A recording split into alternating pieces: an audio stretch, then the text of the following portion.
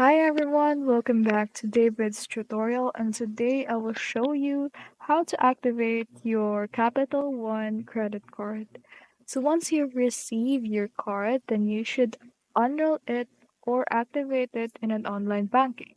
So you should first download the Capital One app and enroll in online banking to continue.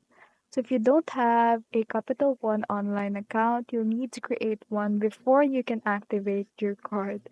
One of the most convenient ways to enroll in online banking is in the Capital One app or website. So, once you've enrolled, follow the prompts to activate your card, which will include entering the three-digit security code on the back of your card.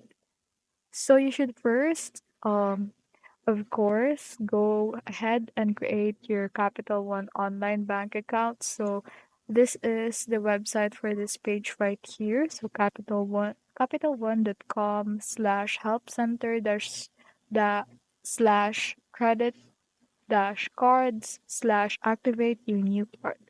So with that, go and make some Capital One online account, then activate your card. There are also other ways to activate your card. So in the mobile app, select profile, then go to account and feature settings, then go tap on select activate a credit card, which is a lot more um, hassle free.